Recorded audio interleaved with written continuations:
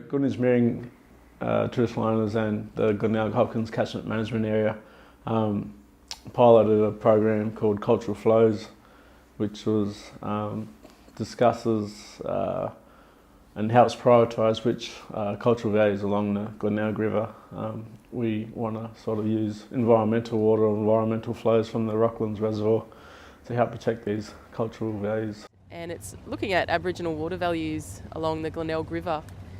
We're working with two traditional owner groups, Gunditj, Mirring and Barengi Gadjin Land Council.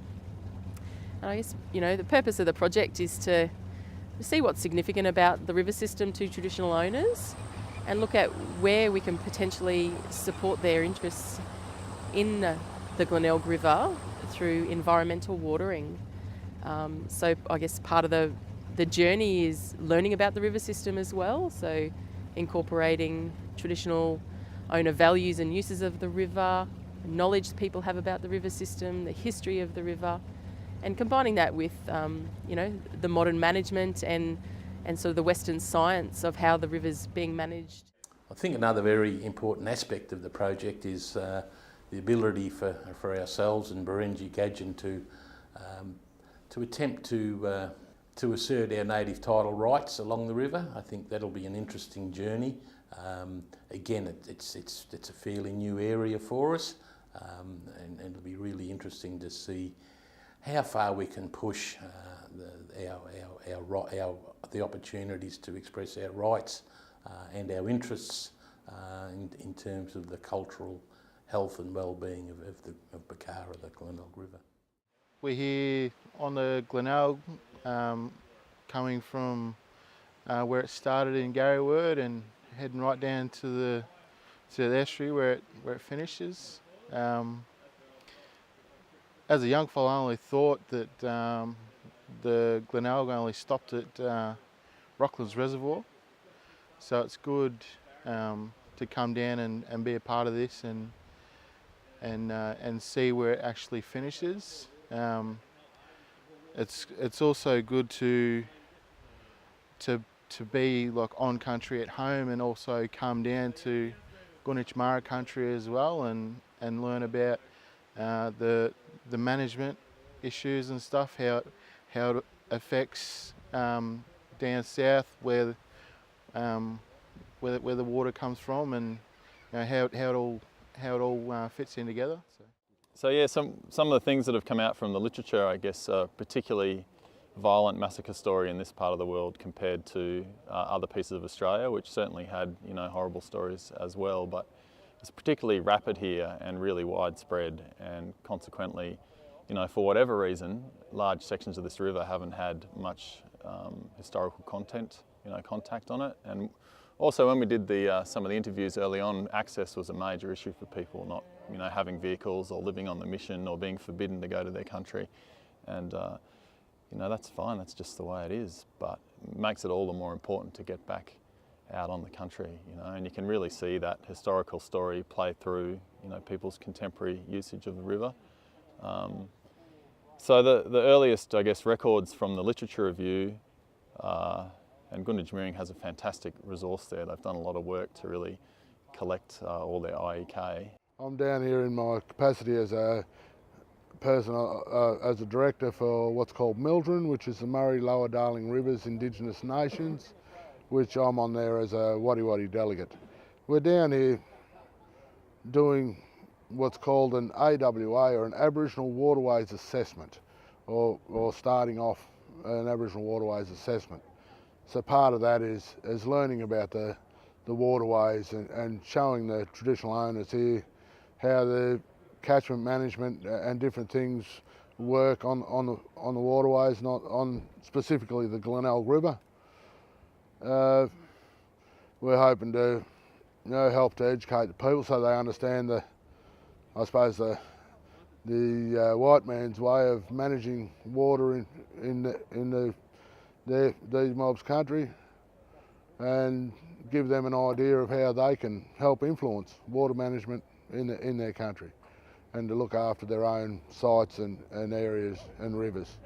What we hope to achieve is a documentation of values and uses along the river and what is dear to the traditional owners of this region on their river.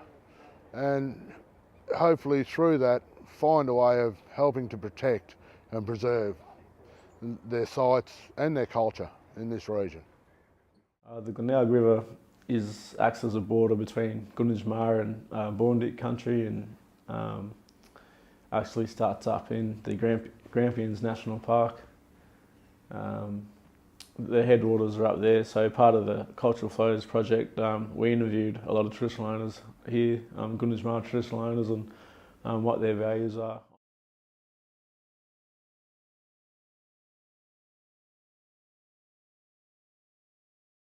We're here at the moment, we're at Big Cord. So this is the Glenelg River. It's the sort of the upper part of the Glenelg. There's actually, this is the last point you can access the Glenelg before it sort of disappears up into the tributaries of the mountains. Here it starts as a stream, but as you get further down it fans out into all these series of channels. So as we get down here it fans out into some channels and then it comes back together into a stream again. So we just started off talking about with Gary Word how there's a real difference in rainfall when you look north and south along the ranges. So down towards Dunkeld, it can get close to a metre's worth of rainfall each year, whereas up the northern end of the park we only get 500 to 600 mils. So there's a real big difference in rainfall. Like in terms of an environmental value that's really important for this upper part of the Glenelg system is crayfish. So the Grampians has an amazing diversity of crayfish species. This site here is there's actually 3 different species that have been detected here. So one's critically endangered, one's endangered, and one's vulnerable. So they're all sort of significant listed species.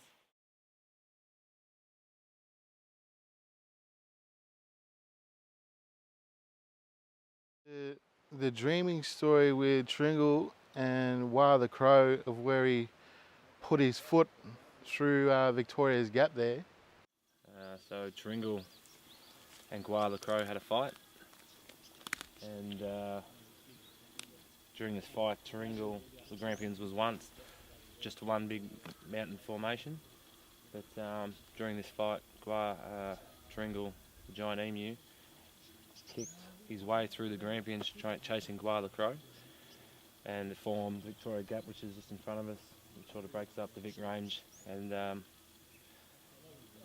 the Asses Range here to the left of us that you can't see, but and then Tringle chased Wah the Crow through the Grampians landscape, and eventually the Bram brothers, in the same story, they hunted and killed Tringle, and his blood ran from within the Grampians from where his body fell and filled the rivers, lakes and creeks today that run right through this landscape, right back down through which is the Glenelg River today.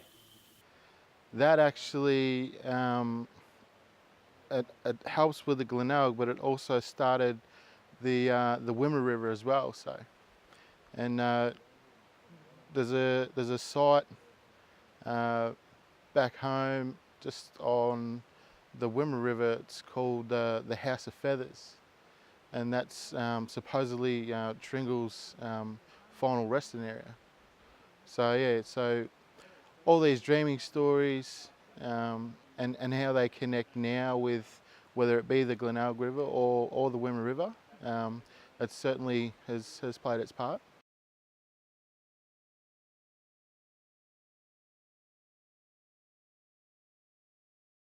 As you already know, we're on the Glenelg River, in Pounds Water from the Glenelg. The organisation I work for, GWM Water, is a water supply authority that used to do irrigation, but that's more or less ceased now. The drought made things a bit tough for the irrigators, so they've moved out of irrigation.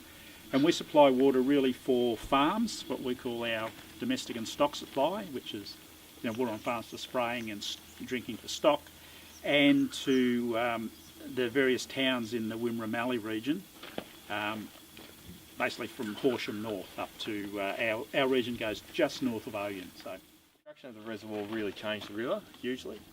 Environmental flows are reducing some of those impacts, but environmental flows, especially over summer, whilst it's at a big scale, it's a big negative. There are some positives that come out of it. That now the river is shallower because of the sand. It's got less shade. It's hotter. Our summer flows can offset some of those impacts, and they're not natural summer flows. It's all released from reservoir. So we're offsetting some of those impacts in the river because the reservoir's here. We can do that. If the reservoir wasn't here, we'd probably have more medium level floods, which help get some of that sediment out. Not a huge number of natives in the reservoir itself, like other than galaxids. It's pretty much redfin would be your, and carp would be your number 1 and 2.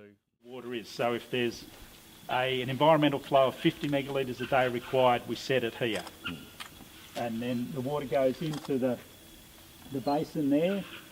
And since we've had, since it's been identified that there are carp in the reservoir, the CMA has arranged for the construction of those carp screens, which are the four arrangements you can see in front, which are really screens with a mesh of, I think it's about 0.2, which we believe is the site which is enough to stop the carp eggs getting through. So it stops the carp and the eggs from getting through, and then the water continues, swirls through those screens, gets cleaned of carp and carp eggs and whatever else is in there, and then goes through into the outer chamber there, which can, as I said, can either be outfalled into the river here, if the environmental flow is for this section of the Glenelg, or the 5 mile or the 12 mile. So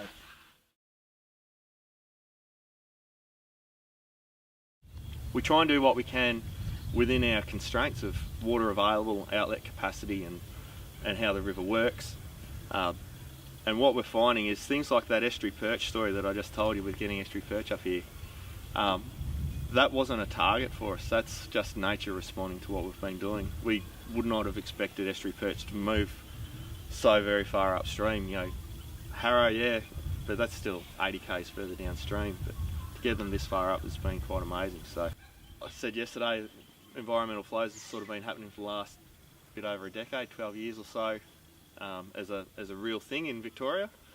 So it's early days and we're still getting surprised by what we find, and that's where, as I say yesterday, if there's any way that we can incorporate any traditional knowledge that persists, or even like not necessarily about the timing of flows, but how things fit together within the environment, that's really useful as well. You've done the top part coming out of the Grampians, the headwaters. Very beautiful water. That's why you got the big dam there, the big reservoir. You know, that's trapping water, that's used as drinking water, and for other uses as well, in quite a big area. So a very important water resource, if you like. Downstream of the dam, things get a little bit worse in the river, and what we know is that the salinity starts to climb as you come below the dam. So we're getting inflow of salt water into the river, and here's a very good sort of an interesting spot in the river where we can actually see the process happening, because this part of the river has some very deep holes. There was one we measured a number of times here that was 8 metres deep. Okay, so very, very deep part of the river. And at the very bottom of the river, there's actually a pool of salt water. These things are called deep saline pools in the river. It's a bit surprising, but the salt water comes in it seeps in from the groundwater system, and it sort of fills up the deep holes. And because the water's got salt in it, it's more dense or heavier, if you like, than the fresh water. So it sits on the bottom, and the fresh water from upstream, if you like, sort of runs over the top. We still find up this far a lot of fish species that need to use the estuary to breed. So there's a species called chupong, or congoli, or congoli, depending on which school you went to, that come up the river. And they spawn right down low in the estuary. The females come up the river, put on condition, forage, grow out, mature, and then at some point they'll move down into the estuary where they meet up with the males that stay in the estuary, and they'll spawn right near the mouth. There's some speculation that even the larvae go out to sea and then find their way back into the rivers and move back up. So we're getting fish here that have definitely been born in the estuary, if not gone out to sea and come back up this 330 odd kilometres.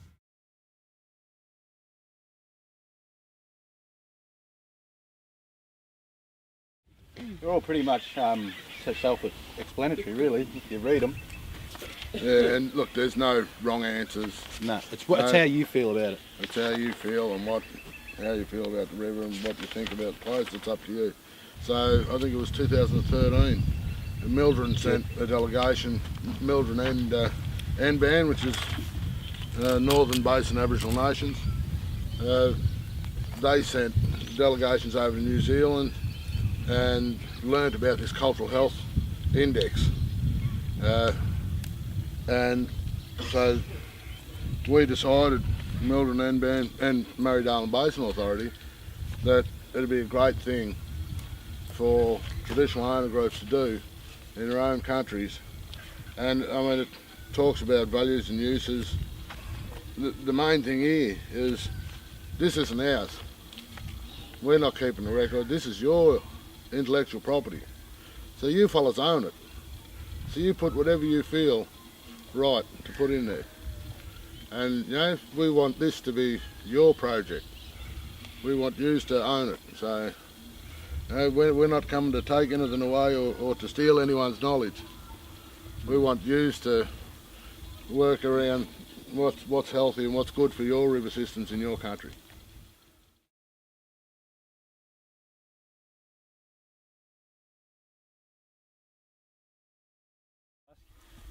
You're on the Corella property now. Welcome everyone. I'm not a traditional owner here. I work for Windermere Aboriginal Corporation. So we manage the property here. It was an Indigenous Land Corporation property, it still is, and Windermere has been managing it for the last couple of years. What we're trying to do is get back cultural landscape through here and trying to get some corridors run down to the Glenelg River, which the CMA of course is very excited about and very keen to help us fund. So the whole of this where you're standing now goes right down to the river there, so it'll be fenced off. We won't have any stock in here. We've fenced off the bottom of the river as well. This is Boundary Creek along here. It's a permanently flowing creek. It flows into the Glenelg. So we're just trying to get a good corridor coming through down to the river. Hopefully other landholders around the area will get the idea as well. Major problems we've got up here in terms of weeds, we've got a lot of sweet briar, which the emus love and they carry it everywhere. We've undertaken a major spraying program. You see like dead sweet briar everywhere. We've got a huge problem with this stuff, Patterson's curse. It's been sprayed 2 years. We had a helicopter in here last year trying to work in with a neighbour. The helicopter sprayed a lot of it too in the gully, but we couldn't get the tractor and the sprayer over. And we're just about to spray another probably 600 to 800 hectares of it this year.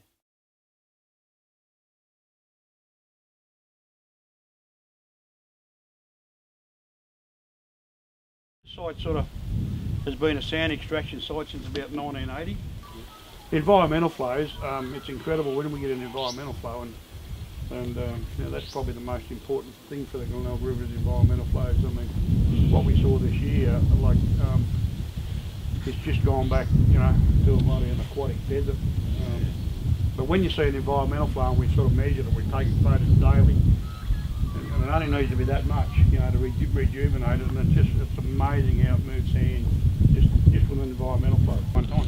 What we try and do is make a chain of ponds. So you know, we'll probe it. You know, at the new sites we'll find a catch-hole, what we call a catch-hole, and then we'll go down and we'll probe again and we'll try and find 2 habitat holes.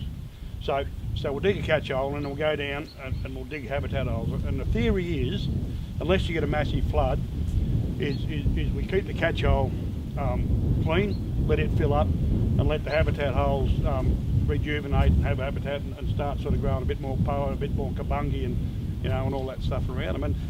And the sites that we're working, you know, that we've actually started and managed ourselves, they're bloody rippers.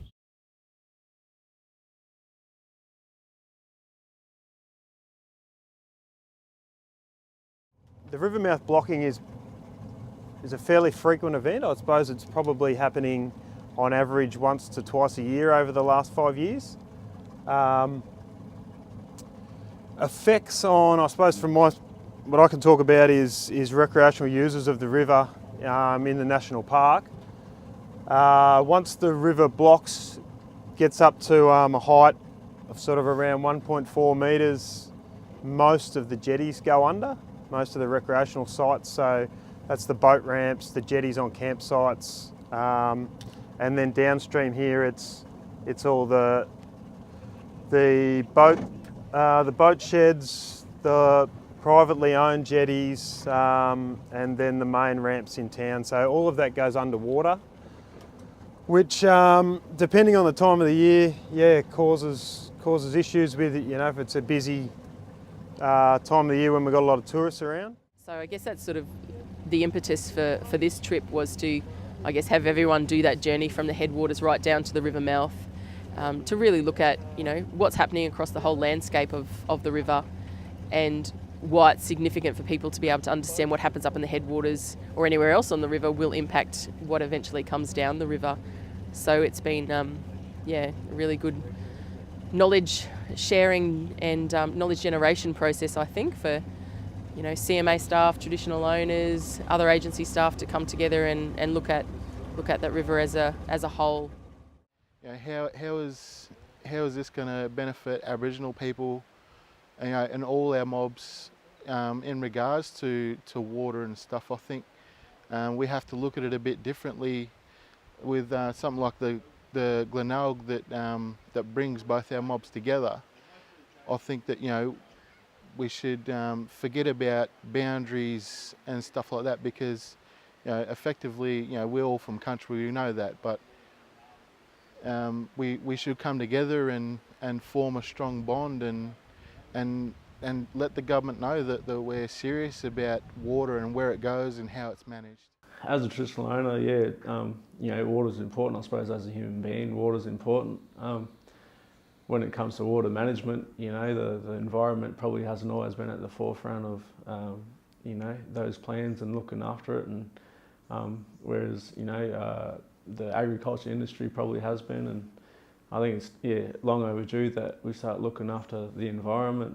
And you know, as traditional owners, you know, we've got rights as native title holders to be able to do our practice our cultural customs, and you know, we can't do that without a healthy river. You know, we can't catch fish and you know, go to our sacred spots, you know, which are affected by water and do include water. And you know, I suppose as part of the camp we learnt that country needs to wet up before you know, you get your big floods and that coming through, and we need those floods to come through to fill up all our sacred water holes. And water's life, and it's very important.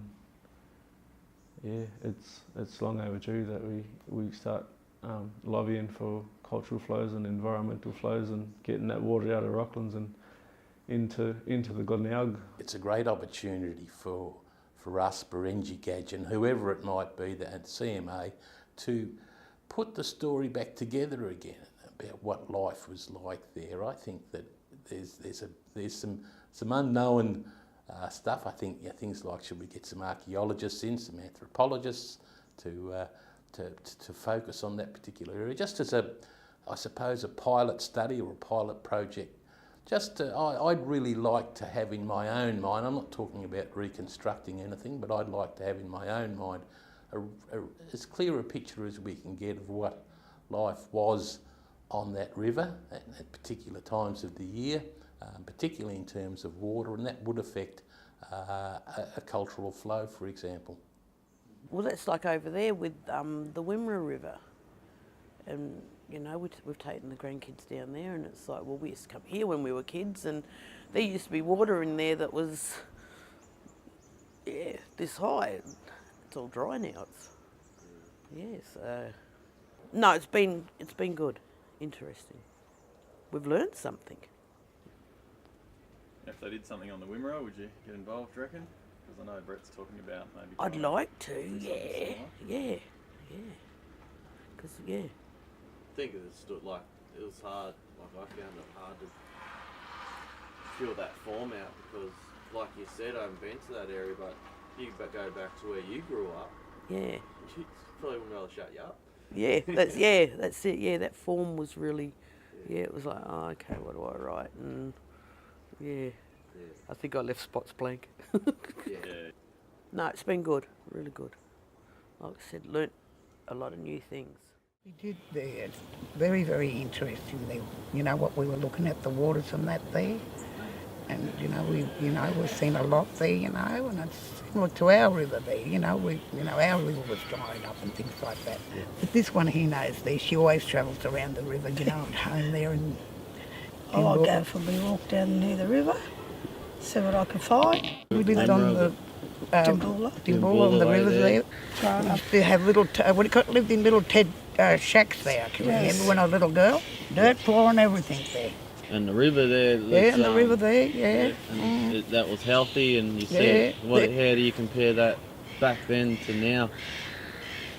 With some dry droughts that we've been having. Yes, very dry drought and that there. Yes, and now now it's filled up. Yeah, what do you call it? That was all empty. It was. I can't remember what year it was. I remember slowly filling that up. Because that's the main part there, of our lives. There, water, Yeah, that's right. It's water and things like that. Do you think it'll be worth doing something similar on your country with your families and get those stories out? Because listening to you talk now, like you can go along all day and talk about the Wimmera. Yeah. We didn't have cars back then, did we? That's true. We had to walk and things like that there. Yeah. Yes, we didn't have cars in those days. We had to, use our feet, walk and that there. Yeah, learnt a few things. Very, very interesting. It's the first time I've been through this country. It is. Yes. Thank you very much, and I really enjoyed your country and that. We're going to go and have this. So is the next one? Hopefully we can come up to yours. Our country, we don't say that that country belongs to us. We say that we belong to that country, and that means we have a cultural responsibility to look after that country. And it's very important to us that it is looked after, and we've got to lobby and work in partnerships or do things like this to draw attention to the health of the river and make sure it is looked after. Yeah. Otherwise, if we don't stand up for it, who will?